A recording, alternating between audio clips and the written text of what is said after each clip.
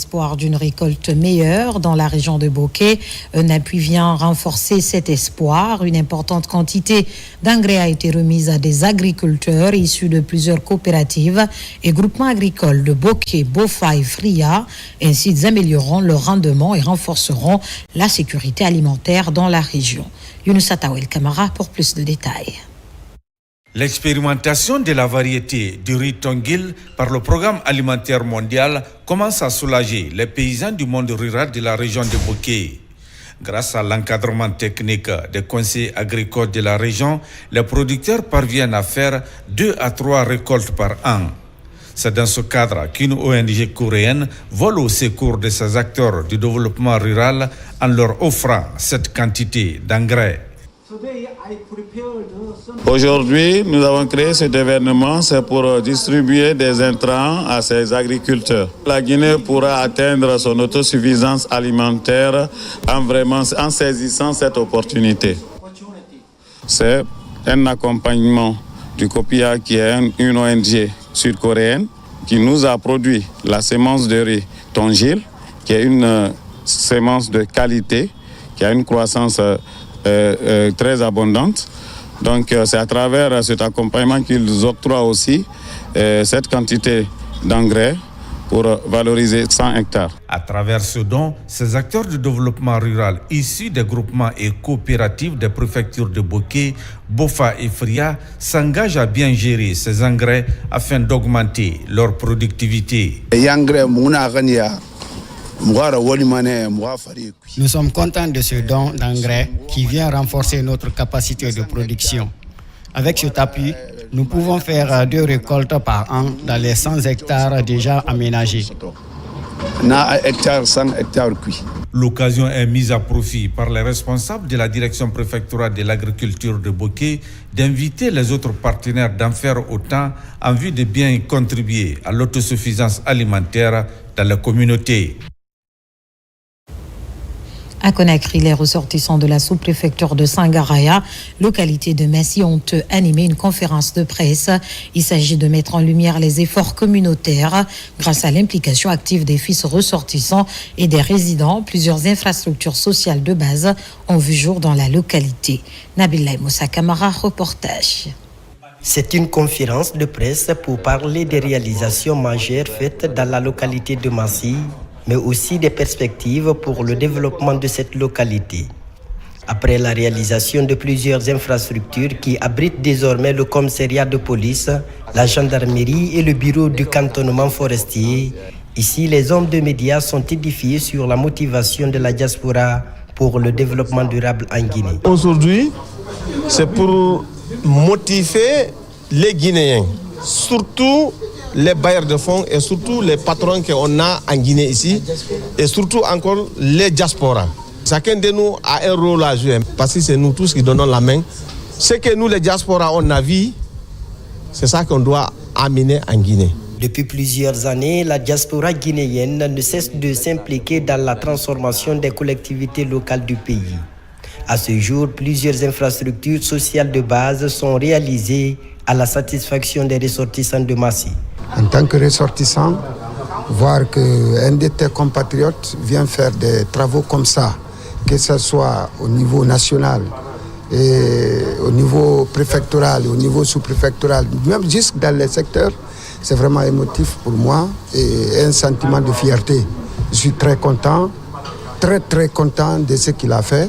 Vraiment, c'est positif. Il a apporté un plus à notre sous-préfecture. Au cours de cette conférence de presse, l'occasion est mise à profit pour inviter les compatriotes vivant à l'étranger à s'investir pleinement dans le développement de la Guinée. La même invite est faite à l'endroit des Guinéens à préserver les acquis de développement déjà amorcés.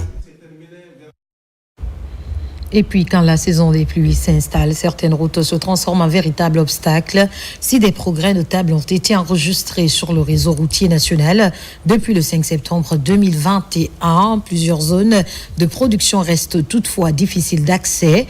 À Mandiana, dans le district de Karakani, sous-préfecture de Kignéran, cette réalité est vécue au quotidien. L'enclavement ralentit le développement local et complique l'accès aux services de base. Face à cette situation, les populations population plaide pour la construction d'ouvrages de franchissement. Moussa Komara, plus de détails. Karakani, un des plus gros districts de Kignera. Accéder à ces villages relève d'un parcours du combattant.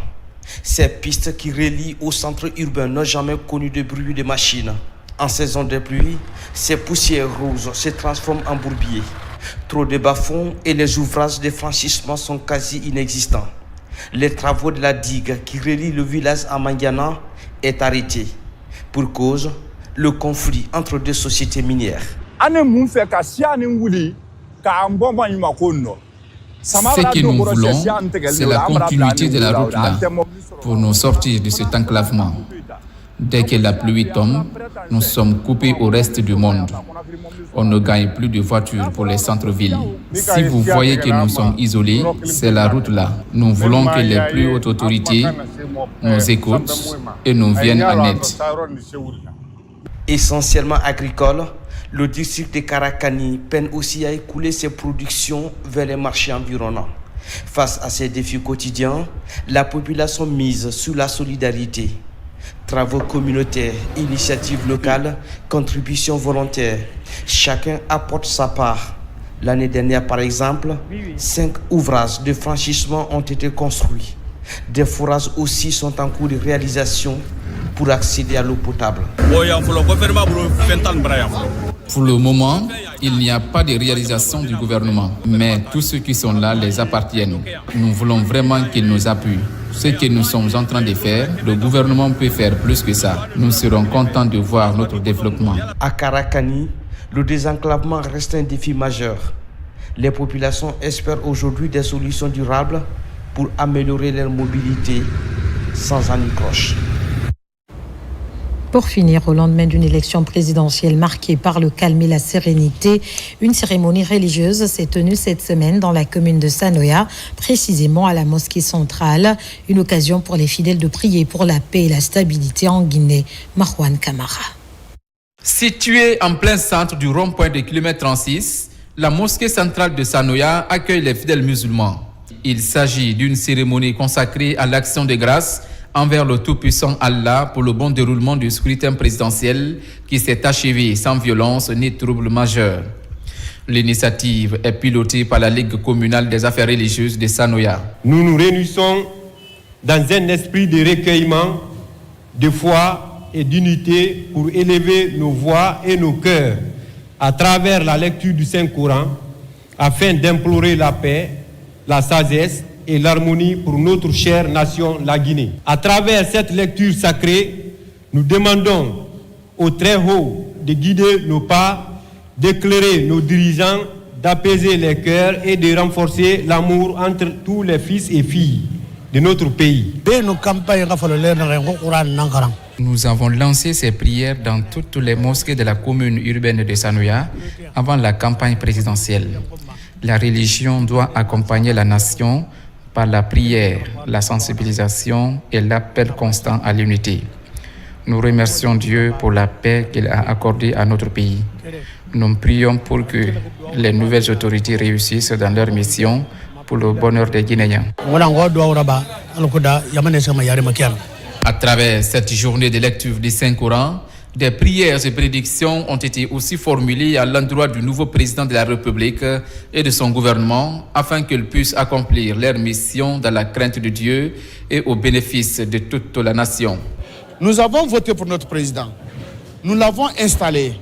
Maintenant qu'il est installé, c'est davantage réunir l'ensemble des imams, prêtres, évêques, toute confession religieuse, évoluant sous la juridiction de Sanoya, à venir implorer la grâce divine, à, n'est-ce pas, prier Dieu dans sa grandeur, sa clémence, à ce que le président champion Mamadi Doumbouya puisse mener à bien la noble et exaltante mission que Dieu et le peuple de Guinée lui ont confiée. À l'occasion de l'investiture de son Excellence, Monsieur le Président de la République, Mamadi Doumbouya, après son investiture, la commune de Sanoya a jugé nécessaire de faire la lecture, non seulement pour la réussite de son Excellence, Monsieur le Président, mais aussi implorer la grâce d'Allah subhanahu wa ta'ala qu'il répand sa miséricorde sur notre beau pays, la Guinée. Par cette initiative,